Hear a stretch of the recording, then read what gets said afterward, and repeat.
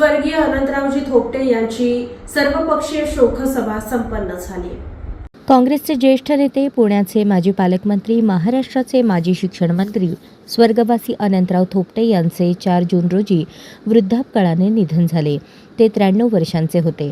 पिंपरी चिंचवड शहर जिल्हा काँग्रेस कमिटीच्या वतीने स्वर्गवासी अनंतराव थोपटे यांच्या आठवणींना उजाळा देण्यासाठी, त्यांच्या कार्याचे स्मरण करण्यासाठी, सर्वपक्षीय श्रद्धांजली अर्पण करण्यासाठी सर्वपक्षीय शोकसभेचे मासोळकर कॉलनी पिंपरी येथील स्वर्गवासी नाना आफळे ज्येष्ठ नागरिक विरंगुळा केंद्राच्या हॉलमध्ये आयोजन करण्यात आले होते। याप्रसंगी बोलताना काँग्रेसचे अध्यक्ष नरेंद्र बनसोडे म्हणाले, काँग्रेस पक्षातील थोपटे यांची मोठी कारकीर्द आजही कार्यकर्त्यांच्या स्पष्ट स्मरणात आहे। ते एक धडाडीचे, काँग्रेस विचारांचे निष्ठावंत पाईक आणि पुणे जिल्ह्यातील काँग्रेसचे मोठे नेते म्हणून लोकप्रिय होते।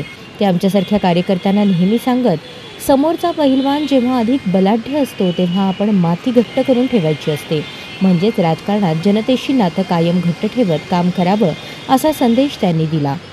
तो जगला आणि शेवटपर्यंत पाळला। त्यांच्या अलौकिक कार्यरूपाने ते कार्यकर्त्यांच्या स्मरणात अनंत काळापर्यंत राहतील।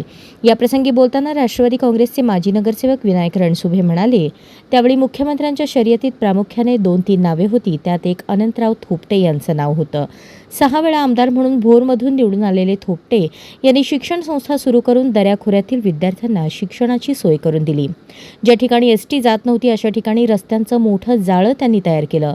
गावगाड्यांच्या परिसरात रस्ते तयार करण्याचे मौलिक काम त्यांनी केलं।